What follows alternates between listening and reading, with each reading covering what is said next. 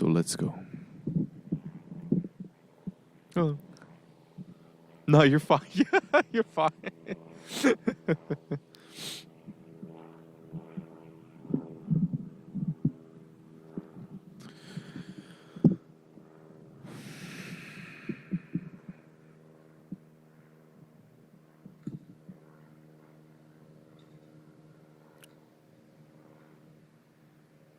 Picture paradise in the woods. A wonderful neighborhood, safe, affluent big houses far between, huge yards, trees everywhere. And I'm walking through this neighborhood, enjoying myself, this paradise, and all of a sudden I hear hell. I hear the devil growling in the distance. I hear what can only be described as a grizzly bear in a microphone roaring in the distance, and shivers shooting through up and down my spine. And immediately I felt more fear than maybe I've ever felt before up to that point.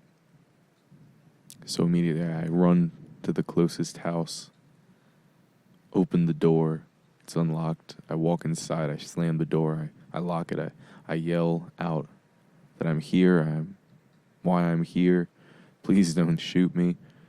This woman appears. She has 2 guns on her. She has a shotgun she hands to me, and she goes out with a rifle. She says, stay here. I'm going to go out looking for this bear. So I stay. The door's open. I keep it open. I'm looking out into the distance. She's gone.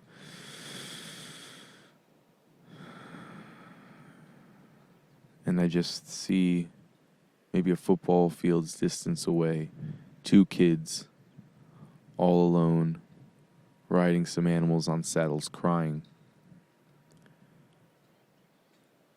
And they reach this fenced-off area, and they seem like the animals are running of their own accord, like the kids aren't even controlling them. Young 4 or 5-year-olds, and they're crying, and I'm frozen, as if Medusa herself just met my eyes. And all these thoughts running through my head, sprinting through my head. I wouldn't make it there in time. I'm not really even sure how to use a shotgun. My aim with the pistol was ass, so my aim with the shotgun's probably bad. I don't even know where to hit on a bear. All these thoughts, this fear, this paralysis. And then this acceptance of I'm just not going to go out and help these kids. Then I hear the bear rumbling up again. And I see it sprinting towards these kids. And I wake up. Gotcha. Yes, that was a dream. But that dream stuck with me. The fear was so real. And the question was so real that it brought up. I've listened to some very badass motherfuckers talk about even if you're armed and you're in a situation where an active shooter is present, a mass shooter, get you and yours, your family, get the fuck out. That's not your job to go and play hero. And yet, there's a part of me that wished I ran towards those kids with reckless abandon for my own life. Whether or not I saved them was whether or not I lived. I wish there was a part of me that would have seen that as irrelevant and just sprinted forward to at least give them a chance. But there was also that part of me that, and this hurts to say, that didn't regret staying put. And I almost hate myself for not regretting letting those kids be attacked. And then another quote hit me from Tim Kennedy and Jocko Willink, two bona fide bad motherfuckers. This quote stated that badasses are made, not born.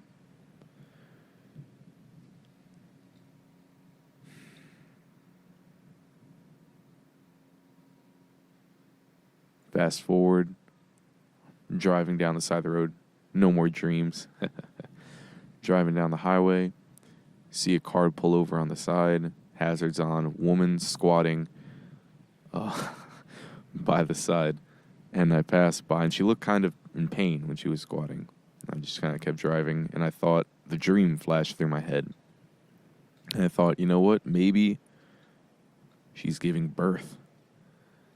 Maybe there's something I could do. Maybe she's just taking a shit or peeing, but maybe she's giving birth. The dream flashed through my head, so I whipped a Yui, drove by. The car wasn't there anymore, so I can guess which of those options she was doing. But it just led to a more important thing, and that thing is, I wonder how much being a good person is a habit. It's not this thing, this idea that I used to have in my head of it being entirely chosen by birth. Because I see so many movies, and maybe I base my life too much off movies, almost certainly. But I think of Lord of the Rings or My Hero Academia, where the main character, it's not some trait that can be trained that makes them the hero. It's something they're just born with. But maybe there are things like that in life, but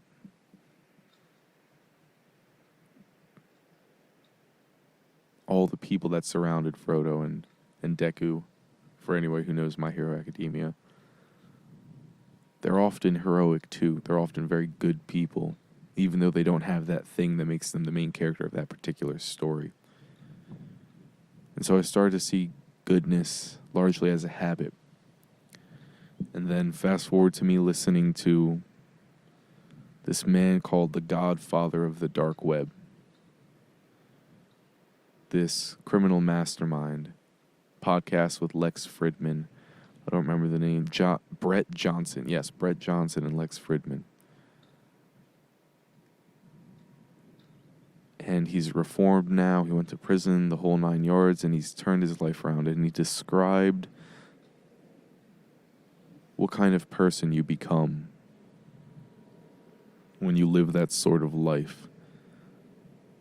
And he said that for many of these cybercrimes, the odds are you won't get arrested.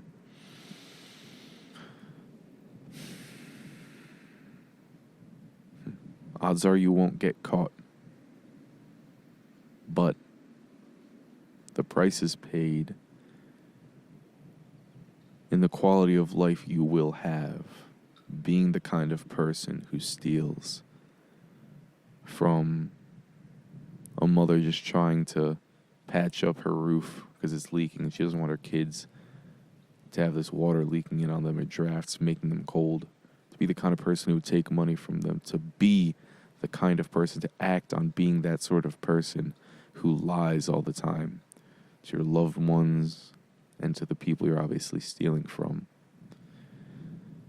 That being that sort of person, destined, you are sure to fail in life. You are sure to live a bad life. Simply because of the habits of being a bad person that you've accumulated.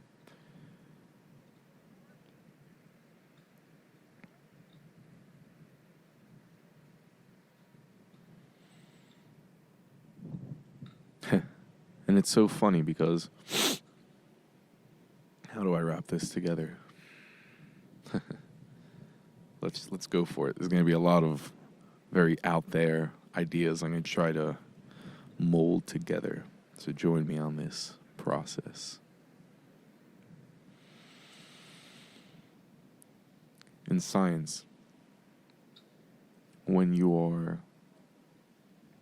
figuring out the highest level of evidence you can get to support, let's say, a drug or medicine, there are different levels of scientific evidence, scientific truth. And the higher up you go on this pyramid, every level you raise up, the probability that what you discover using these measurement systems, the probability goes up that it will actually be true. And on the top of that list, consistently across everywhere I've looked on the internet, right, that reliable, vague description,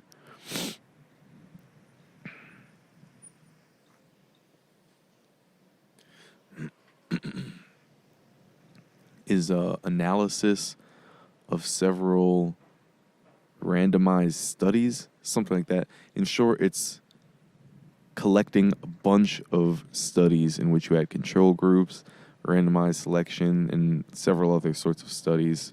I remember the general idea. And you kind of look for truth across all those different studies. And then that is held up as the highest form of scientific truth. And so it made me wonder how often I use that metric to make decisions in my life. And the conclusion I came to was very infrequently. Large in part because a lot of the decisions I make, and I'm sure you make,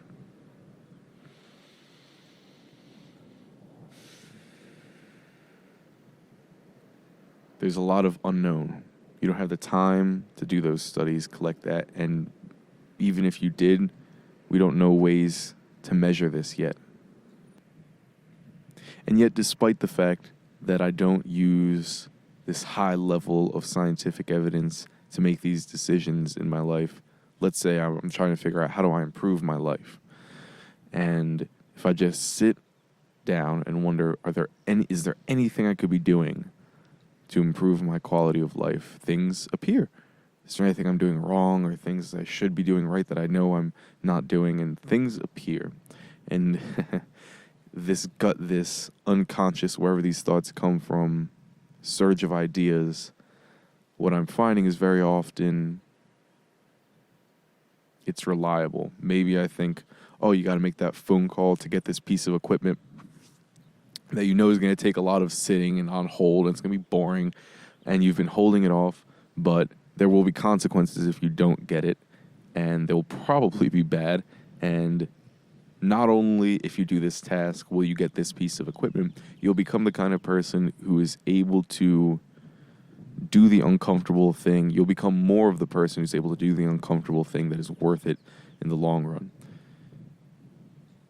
And it's so funny to realize how reliable gut can be. And even if a lot of those ideas that pop into your head are wrong initially, or like, let's say, oh, I got to start doing 10-mile runs in the morning. That would be good. But then you start doing it and you're like, oh my God, this is incredibly painful and exhausting. And I don't think I'm willing to do this for a very long period of time. Well, then the cool thing happens is that if you are not too tyrannical towards yourself, or just willing to throw to the wind and not even give a shit about the entire subject anymore, if you're willing to still keep trying to improve your life and be a better person, this, that, and the other, you get to know yourself. And it seems that this gut or this unconscious part of yourself that creates these ideas, when you ask, what could I do to improve my life? It's almost like that part becomes better informed when you start to test out these ideas. And it makes me wonder, how refined can that gut instrument be which becomes very fascinating because expert opinion, because that's what that would be, right? You're becoming an expert in a subject, informing yourself. So these ideas become more intelligent. The probability that they will be correct and useful goes up. But even still, expert opinion on that list of scientific evidence is very low, low on the list, interestingly enough, which is incredibly useful when I listen to podcasts or internet lectures and this, that, and the other, because I recognize, like, oh, I was holding too high in esteem experts, and to instead start to look at those meta-analyses. And you know, there's a whole other tangent, but before I go off on that tangent of experience and recognizing that the most the idea, I'll say this, that there's an idea that the most concrete form of evidence you will ever have is your own experience. Because I've had these philosophical discussions with people of, is there anything you can know 100%? And yes, the answer is yes. What are these things, or at least this thing that you can know 100%? One of those things is knowing that I am. Now, I can't define I very well, and I can't define am very well, but there is something going on here, as evidenced by my experiencing it. And even if I'm hallucinating, I can be 100% sure that there is a hallucination happening here. So all I can say with 100% certainty is there's a thing going on right now. Life.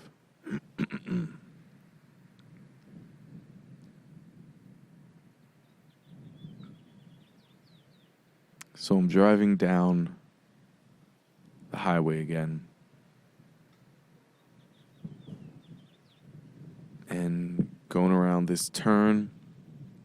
And it's one of those turns where you can't see past a certain part. Like, there's the divider between the two opposing lanes, and the way the turn is angled, you can only see like 50 feet in front of you. And you're turning, and boom, there's a car with its hazards on in the middle of the lane. So, gotta slow down, get out of the lane real quick. I'm like, oh my God, that's dangerous. That's probably gonna lead to something bad if it stays there for a while. So, you know, the dream flashes through my head. And then, what do I see? I see he's in front of a sign, a construction sign that's down. So, you know, the dream flashes through my head, build the habit of being a good person, pull the UE, pull over on the side of the road. I'm like, okay, I'll help move the sign, you know, be what I think a good person is. So I run out. And sorry, Mom, for what I'm about to say, because this is, well, you'll see. So I run out, I move part of the sign. The guy waves, I wave, you know. He drives off. But, wait, there's another part of the sign. There's that. It would be the part that says stop on the stop sign, you know, that flat, big metal chunk. And so, okay, I go back to move that. And, you know, I have to wait every now and then for there to be an opening where there are no cars. So I go, pick it up, and the wind, this is some of the most powerful wind I've ever felt outside. It's like you have to lean against it to walk against it so you don't get knocked over. And I pick this thing up, and I experience firsthand exactly how much surface area increases, what would you say, drag, because I get yanked immediately by this thing. As soon as I lift it, it almost gets ripped out of my hand. And this is pretty heavy. This is like 10 pounds of just sheet metal. I'm like, oh, holy shit, what the fuck, what am I doing, okay, put it down, wait, and stupidly I pick it up again, same thing, wind pulls it, so eventually I wrestle it over to the side of the road, get it down, and then just kind of sit and scoot it down this hill, so even if the wind kind of whipped it up and sent it flying, it wouldn't send it back onto the road. Okay, get back in the car, drive, and just berate myself mercilessly with an incredibly aggressive tone that good intentions. Path to hell paved with good intentions. I nearly killed myself, or if it flew out of my hand, which it came disturbingly close to and flew off into the road. Now it's hitting cars on a highway. This isn't 25 miles per hour. This is 50, 60, maybe 70. And by the way, this hill I described pushing it down, we're pretty much on the side of a mountain. So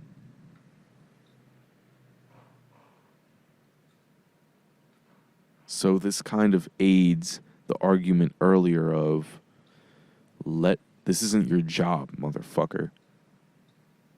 Don't go and try to play hero with the shooter. You aren't prepared for it.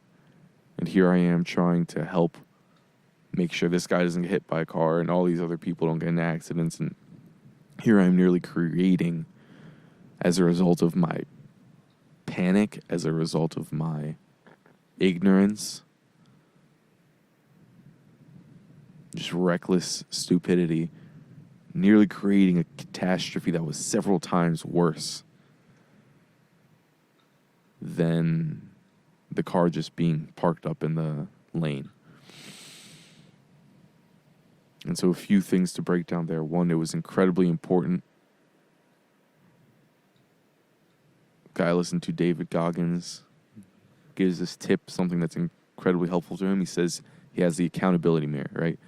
So he'll give himself these goals, go talk to himself in the mirror, and if he wasn't accomplishing the goals or he was fucking up, like let's say he was really overweight, say, you're fucking fat, bro. Like, and not fat shaming in the way that you're not beautiful, because no, beauty eye of the beholder, very true, but insofar as he had goals of joining the military that he couldn't do while he was fat, they wouldn't allow him in, he was that fat. Also, it's just incredibly bad for your health. And so he said to not sugarcoat it when you're talking to yourself in this accountability mirror, when you're facing your own reflection, to say it as real as it is. And so I was screaming at myself, drill sergeant style, you stupid motherfucker, you nearly killed all these people yourself. Like, fuck me, all those other people that you nearly, and to actually visualize if it went wrong afterwards. And that kind of scarred me afterwards, but in a useful way. And a real interesting side tangent, I've talked about it before, but the idea of Azula, for anybody who's watched Avatar: The Last Airbender, or of one of the kids turning into a jackass, for anybody who's watched Pinocchio, that they see in the mirror this awful thing they are becoming. They've already become. But instead of facing the mirror and speaking to themselves, by the way, quick side note, take these words for what they're worth, you know? Not an expert in the things I'm talking about. These are just my ideas, spitballing of what I think I know, or some things I simply believe or are just thinking about. So moving on. They couldn't face their reflection. They were horrified by who they were. And instead of looking themselves in the mirror and saying it as raw and as ugly and as brutally as it actually was, they broke the mirror. Don't break the mirror, because then you're hopeless. You can't improve if you can't see where you already are, who you are, the ways you're fucking up specifically, and the ways they can be improved. You're not willing to look at your sins. And when I say sin, I keep this definition in my head. I was told original definition of sin, it was an archery term. If you missed the bullseye, you sinned. And so, to imagine that there is a bullseye in life, if you're missing it, you're sinning. And if you're not willing to admit that, you will not hit the bullseye. The odds of you hitting it are fucking spectacularly low. So look in the mirror, motherfucker. If you're fucking up, say it. Say it. And the tone was very important when I spoke to myself. I wasn't like, oh, it was kind of unsafe what you did, and you almost, you hurt some people. But don't feel bad. Like, no, feel bad, motherfucker. Don't fall for the Inside Out movie trap. Anyone who saw the Inside Out movie, several emotions inside this little girl's head. Anger had its own, was embodied. Happiness was embodied. Sadness, disgust, fear, they were all embodied inside her head. They were all communicating together to try and figure out what to do next with this girl, with her life, and happiness became a tyrant inside her head. Happiness didn't want sadness to be.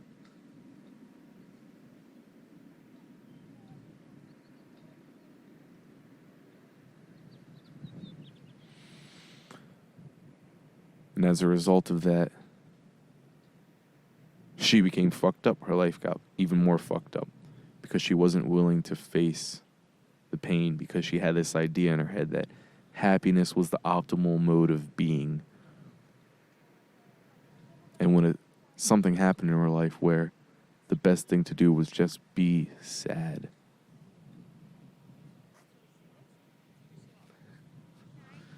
Hello. What a cute dog.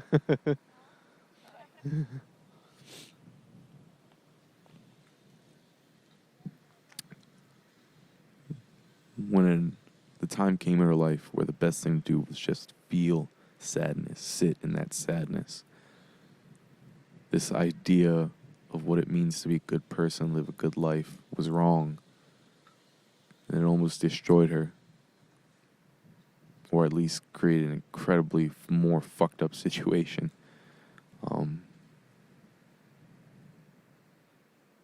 So what the fuck was I saying? Ah, there we go. Fuck yeah. It reappeared. Desires, bad desires. Okay, so let's go. Coming back to it. Yes, the good stuff. Okay, here we are. Yes. Heard from a psychologist some advice that if sinful desires carry a lot of attractiveness to them, emotionally speaking, in your head, you need to get your shit together. So let's say there's a person you're attracted to who you know full fucking well you should not be attracted to. And I can't tell if these guys are staring at me or are you staring behind me? Yeah, probably looking behind me. Yeah, anyway. You know you need to get your shit together when very bad things are very attractive to you. Right? And it's funny because negative fantasies flip through my head often, but oftentimes they don't have really any attractiveness to them. Like, let's say I'm walking through a collection of stores. I walk past a jewelry store, see some diamonds in the case, and the fantasy floods through my head of, I could just, punch that glass real quick, break it, grab shit, and start running. But there's no real attractiveness in that for me. It's just some ridiculous thought that just popped in my head. If I'm driving and someone's really riding my ass, the thought might pass through my head of, like, slam on the brakes just to ha. But there's no real pull to that. Well, maybe sometimes. But, like, realistically, I'm not going to pursue that. This is passed through my head, and it's bad, but there's no real pull to it.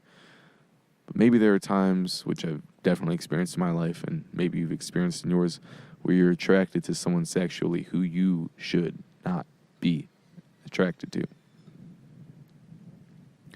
So what to do about that? Well, maybe you could be like Azula or Jackass in Pinocchio, and you could just shatter the reflection.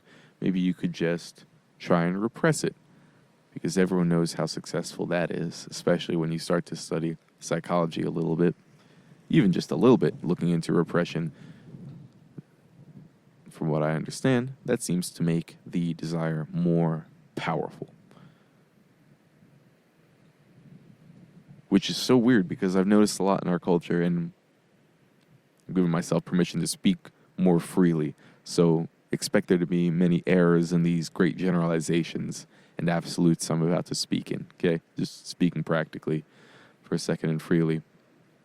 I noticed a lot of repression in my culture growing up, especially with Christianity. I assume this idea of, push down the sex drive, push down maybe the desire for aggression.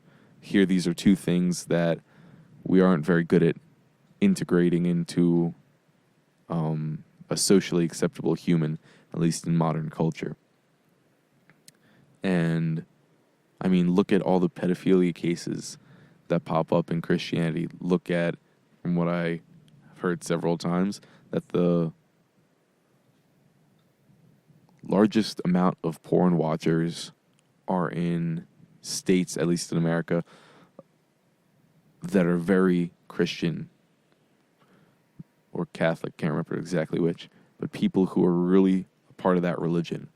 The part of you, if you see women as sexual, that's bad, or people as sexual, that's bad. If you masturbate, that's bad. If you fuck out of wedlock, that's bad. Just like sex, just compress it into this tiny box and then only allow it out during marriage. Only with that one woman. And, there's some utility to abstinence till marriage, but that's a separate topic. Just talking about repression, man. Why the fuck don't we have psychology as a necessary course in school? Like, every human being deals with psychology and psychological problems and things along those lines. This seems so obvious to me that everyone should be taught at least a fundamental level, just like we learn to speak, just like at least hopefully a basic level, and learn to do basic math. Why don't we have basic psychology, So maybe if you're dealing with a desire like this, you understand the toolkit. You have the fucking toolkit to actually screw in the screwdriver or take it out. And you're not trying to, wrench it out with your fingers, ripping off your nails, getting all bloody, trying to fucking bite it, get the fuck out. And if you just had a screwdriver, boop, boop, boop, there you go. And now it's out. Cool, quick little psych tip.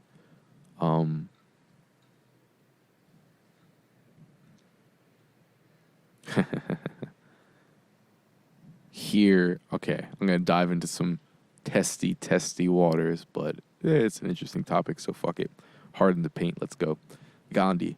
I've heard that Gandhi, so he's in part legendary for really disciplining himself, living a bare bones, essential life, in part so he didn't become corrupted by the popularity and the power he was quite sure he was going to have.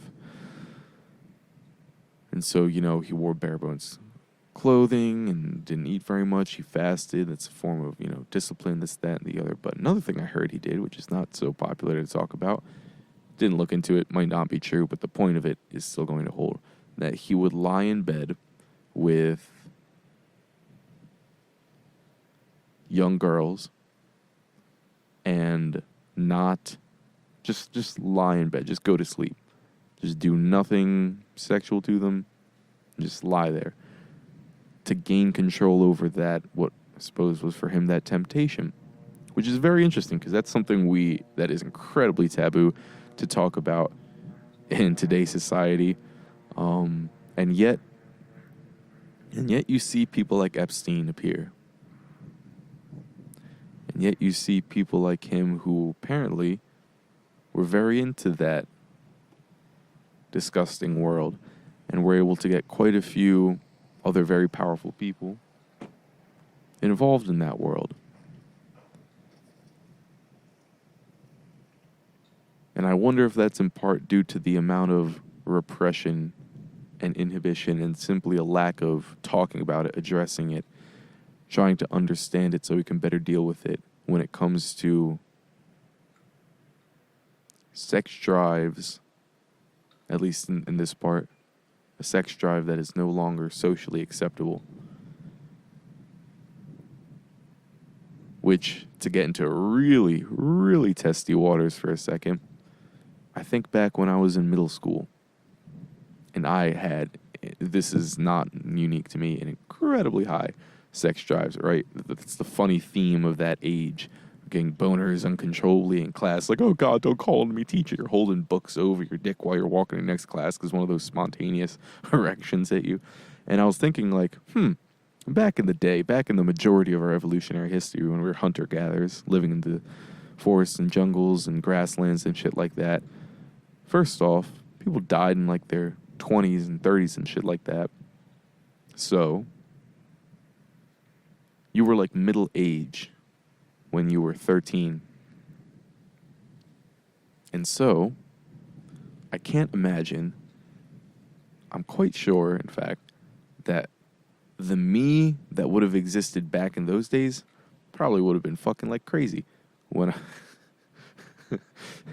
when I was that age, probably. Very high energy, very able to do that on repetition. A lot of babies died before they grew up, so you had to create a lot of babies, a lot more than you do nowadays. And that drive, that part of ourselves,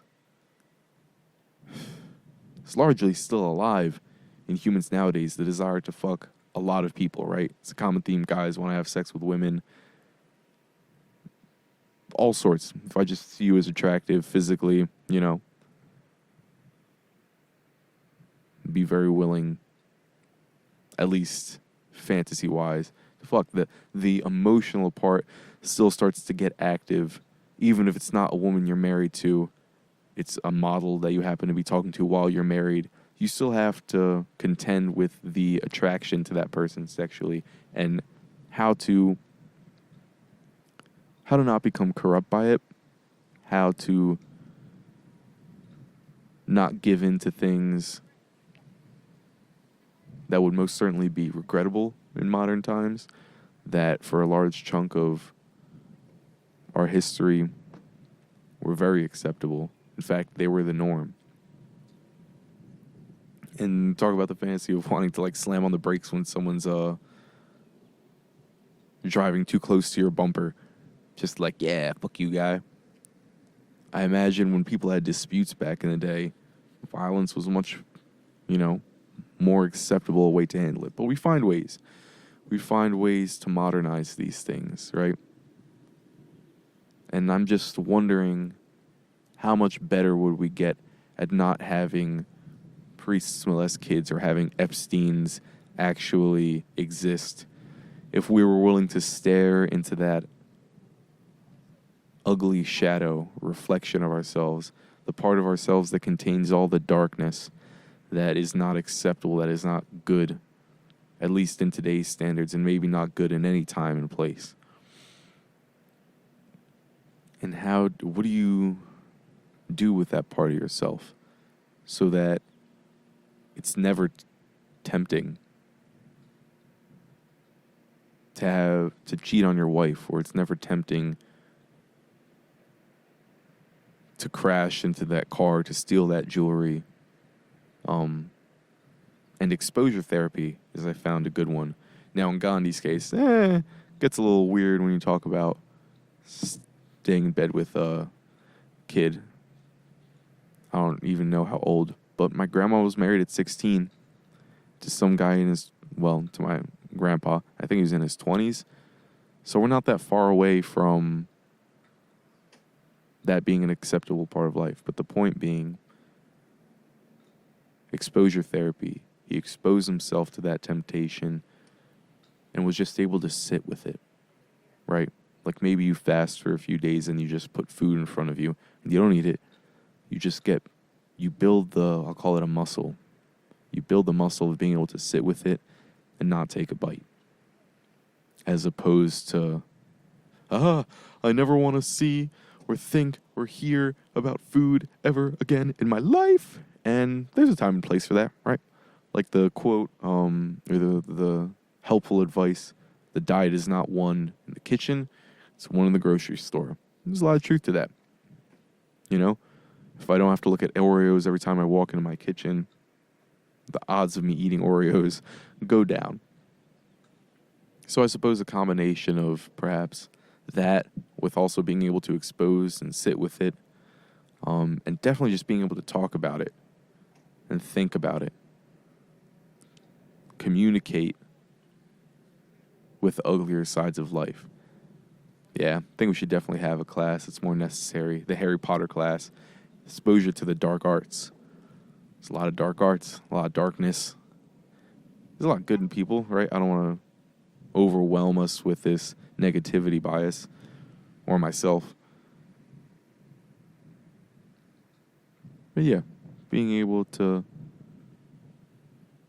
accept that part of the world, to dance with it, and to live, to thrive, perhaps even live in harmony with those darker parts, and to thrive despite them.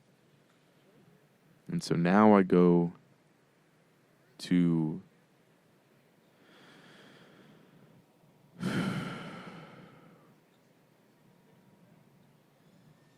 I'm walking through my brother's neighborhood. I'm visiting my brother here in Cali.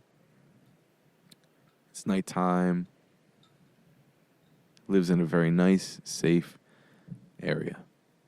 Probably even nicer and safer than my own hometown, which is very nice and safe. And I'm walking around with my nephew at nighttime. I'm just smoking some joints. He has a medical card. He's 19, by the way. Not like smoking with my 14-year-old nephew. So we're just smoking and talking and just shooting the shit. Sit down on the curb and just having a lovely, pleasant time. And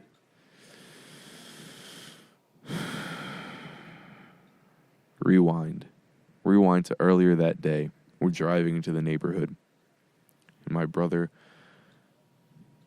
notices a man interacting with some police officers right outside the neighborhood. He says, "Oh yeah, man, it's a homeless man who's been living out of his car there," and we struck up some conversation about homeless people, about whether or not, you should pay someone, what it means to support, even if it is just a bad habit, whether or not you should support someone if they're trying to lie to get money. Like, we just had a whole conversation about it, brought it up later, and then just kind of forgot about it. This man existed only in this space of conversation for us and ideas and thoughts. And so fast forward to I'm sitting on the curb with my nephew.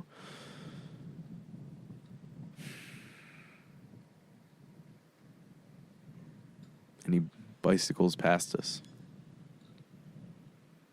And he stops. And he looks at us. And I don't remember exactly what he says, but something to the effect of, "Is it past curfew? How old are you guys?" We're sitting like, what the fuck is this guy? Well, pretty high. I'm just here chilling. This is kind of harsh in my mellow because his tone was immediately aggressive. And I forget exactly what was said.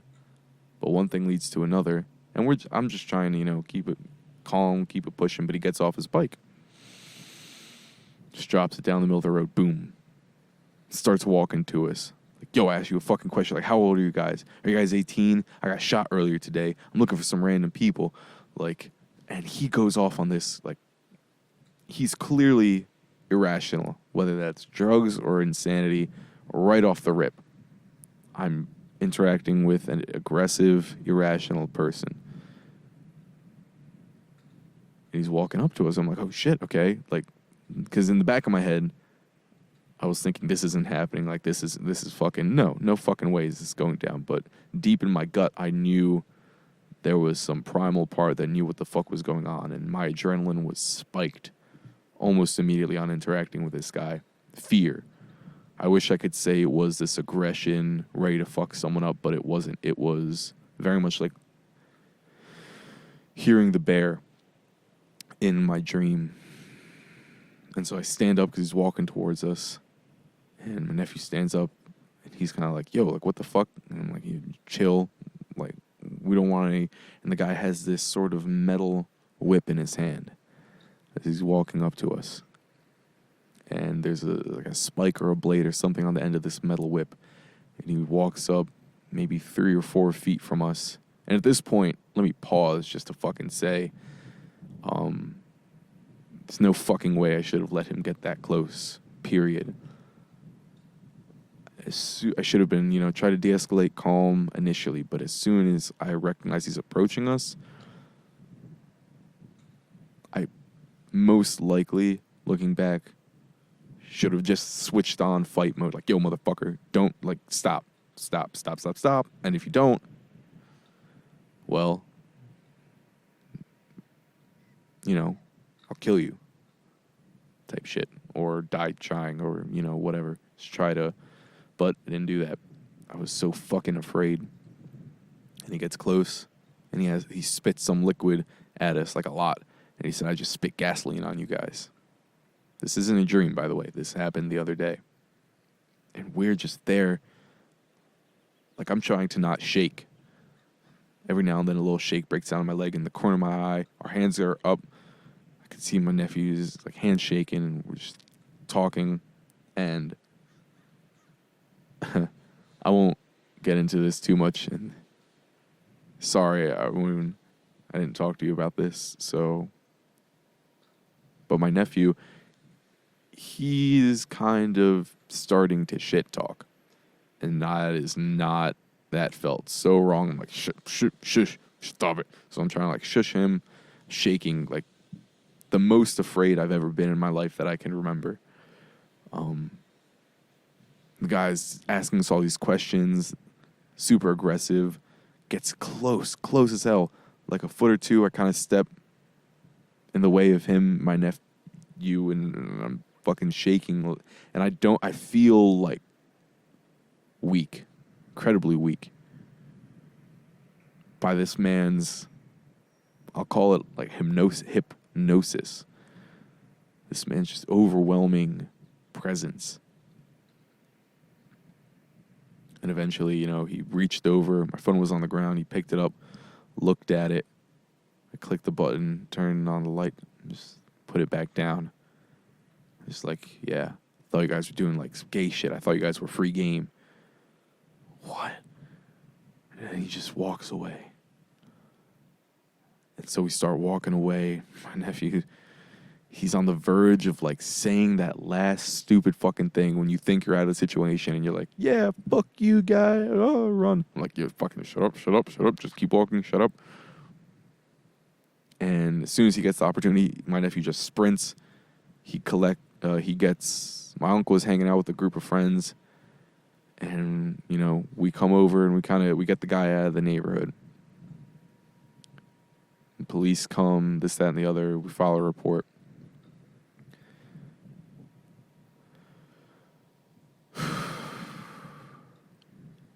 Oh, and I was so goddamn, I was prey to this man. And a few things to say about that. The whole idea of badasses are made, not born. The whole idea of, if a fight breaks out, bro, I just see red and bodies hit the floor, which used to be my mentality. I've been training some martial arts, and I thought I, had a pretty decent foundation. This showed me that no, fuck no. You got trained way fucking more. And fear has been a huge motivation of me getting into the gym now and actually training in different martial skills. Fear, not happiness, tra-la-la. Fear is hardening me.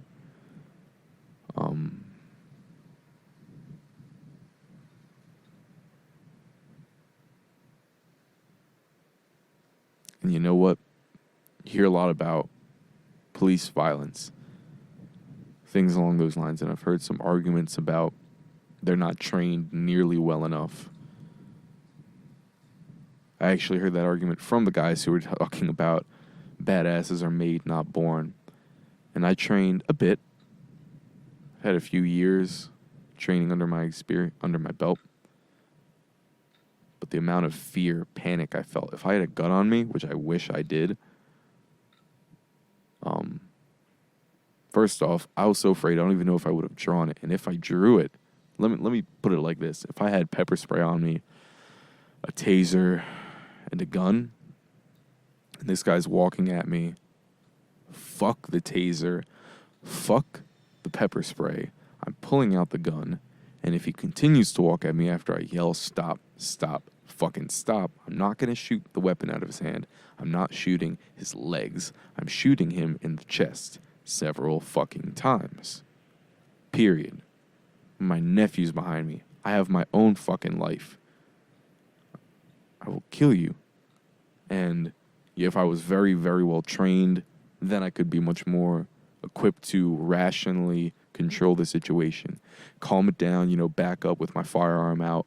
Be like, hey man, I don't want to do this. Back up, calm down. But if I wasn't well trained, or I was only a little trained, just a little, I'd pull out the gun. I'd probably be screaming like, ah, stop! Rationality out the fucking window. Because calmly looking back, there were so many better things I could have and should have done in that situation. Not let him get nearly as fucking close as he got. I could have used my phone, ready to chuck it at your fucking face. All those sorts of things. And when it comes to that bear, and maybe I should have just bulldozed through my fear and sprinted at the kids and, tried to help the kids, even if I die in the process, even if I shoot some non-vital part in the bear or just miss entirely. That is a flip. That is a switch I want to have inside of me, to be able to flip, to go from 0 to 100 and go truly ballistic on someone, or whatever the case may be, where you override some emotion trying to hold you back with just, I don't even know the words for it exactly. And I'm sure some of that comes from training. It was really cool. I went to the cold water the other day, and Wim Hof, the Iceman, some of his advice is, when you go into the cold water, just do whatever you feel like doing, whatever comes naturally. That can be laughing, that can be yelling, that can be splashing around like a madman, moving. And so I went into the cold water. The coast over here is pretty fucking chilly. So I go in, and I'm like, ooh, holding it in, kind of trying to, focus on my breathing, be very collected and controlled. But then I remember that piece of advice, and I just started giggling and laughing and splashing the water almost like a madman. And I felt, first off, much warmer, much more enjoyable in this situation. And it kind of made me think, this seems like a similar sort of switch that I wish I flipped in the situation with the aggressive man. Which is fascinating, because that it seemed easier to get that bit of training from the cold water than from actually fighting and sparring. I'm sure you can get it in that, but for reasons like if I'm boxing, I don't want to go completely uninhibited and start teeing off on someone. That's just not practical to do consistently in a sparring way. You could do that more in jiu-jitsu, but even then, risk of being injured goes way up. And again, I just have to up my skill so I can be that intense without accidentally harming someone. And that brings a really interesting, at least to me, idea. I talk about Musashi quite often, the greatest swordsman in Japanese history, as the legend goes. And the climax of this story, which is a true story, a great book, Musashi, get it, read it, buy it. It's a historical fiction representation of history, something that actually happened. So Musashi is fighting this legendary, spoiler alert, by the way, legendary swordsman. And the whole country is kind of unsure who's the best swordsman in the land. Great debates and arguments break out over this topic. And one guy, Gundyu Sasaki Kojiro, he's a man who's consistently stays in the fight game. Consistently. He's never really far from a dojo, often training specifically swordsmanship. But Musashi, although he did become a master of the sword and spent a lot of time in that dojo, there became a point where, this is at least my interpretation, take it for what it's worth, he kind of saw that there was more to gain in other fields that would even help him with swordsmanship. So he started farming. He picked an especially difficult but promising plot of land And despite all the locals telling him, like, nah, this is an impossible plow of land to farm, it gets flooded too often, he saw great potential there. The land was very fertile, and if you could just find a way to get the water to move around the farm, you could have a wonderful farm here. And he conquered that challenge, became a solid farmer. He became a Taoist monk for a little bit, practicing their meditation, practiced calligraphy and art and drawing. There's a quote that if you know the way, you begin to see the way in all things. And it really makes me wonder, to become a master, let's say, fighter, or maybe even anything, how much should you just stay in your specific field? At the end of the fight, Musashi wins. And he's kind of reflecting on it. He said this man, Gundu, who he greatly admired, greatly respected, he was almost sad that he killed him. Gundu put his faith in the sword of, strength and skill, something along those lines. He said Gundu beat him when it comes to skill with the sword and willingness to fight. But Musashi put his trust in the sword of spirit. That was the most explained this was the best explanation given for this concept. And as I was in the cold water, I was thinking, this seems like it's working the same trigger that could help me when I'm fighting, to flip that psychological switch. And really any situation where the best thing to do is simply let instincts reign. So anyway.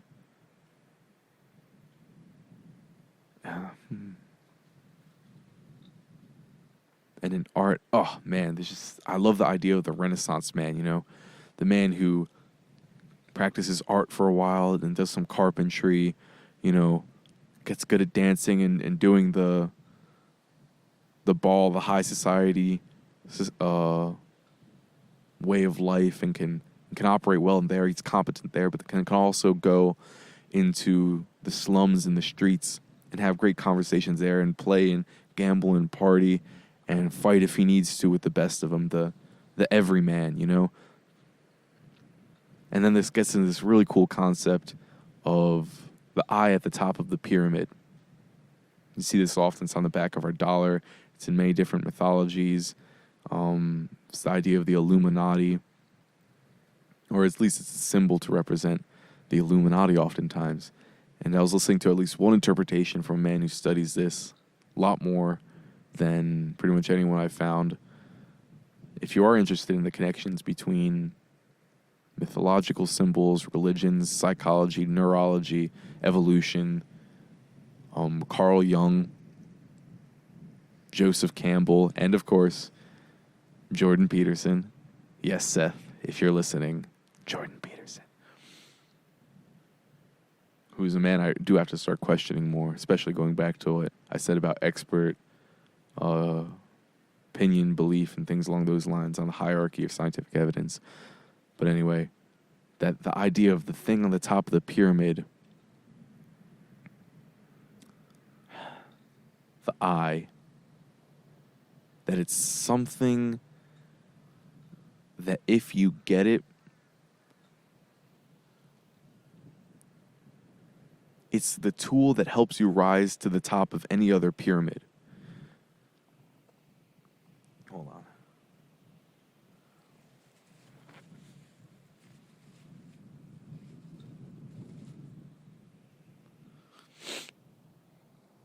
I don't know if it's the skill, the tool, the principle, the ability. I'm not exactly sure how to pin it down, but it's like the most valuable thing in the pyramid, right? And what sits at the top of, you can call it maybe a competence hierarchy. And as at least Jordan Peterson described it, it's the ability to see, right? The eye, maybe not literally just sight, but with any sense, to take in the universe to experience it accurately and to communicate with it. So you can build a relationship, an honest relationship with the universe. I mean, that seems obvious as I say it. I'm definitely missing things. That seems obvious as I say it, right? Build an honest relationship with the universe. And if you go into a new skill that you're bad at, being willing to be a fool for a little bit, being willing to mess up, make mistakes, and come back for more, and stay humble and stay honest. And in doing that, those are some of the tools to rise to the top. All that jazz. But now I'm getting off on all sorts of tangents. Beautiful day. Let's see.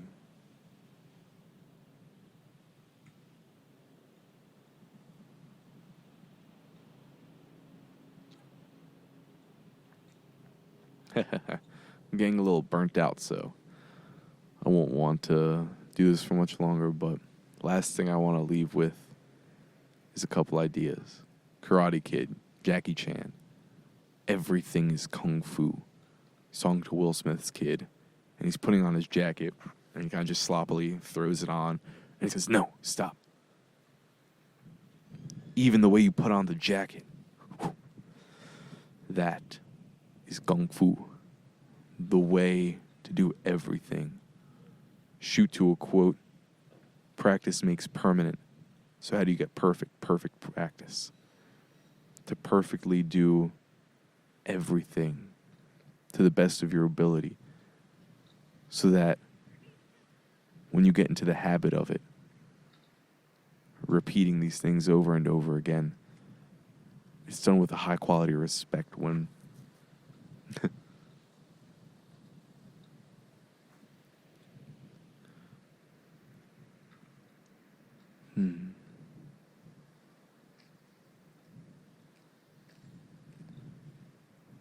when you look at a movie like Scott Pilgrim, to connect that to these other stories, when he was just a man fighting with the sword of love, love perhaps of another person, one particular person in all the world.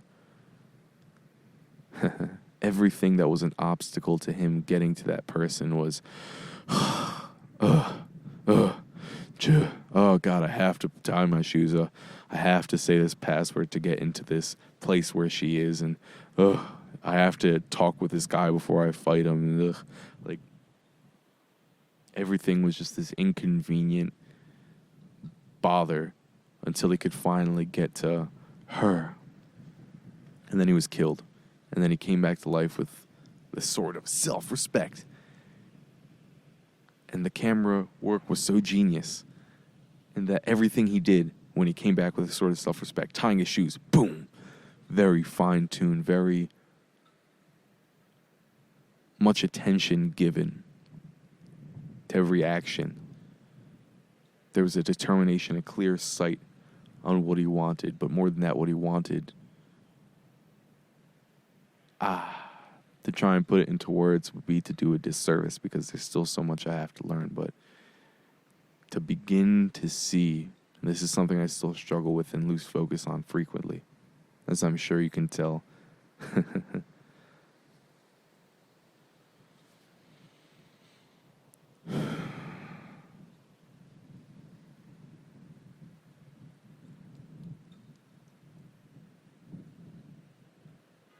Everything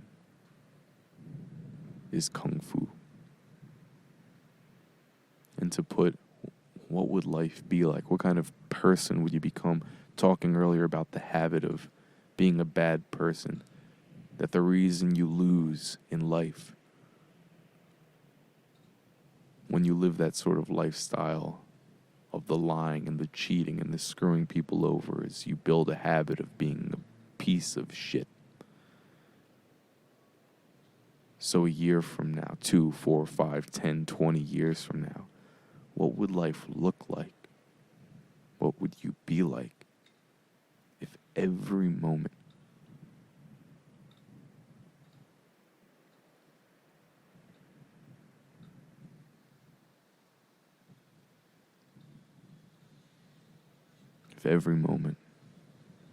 was kung fu and you're respected every moment?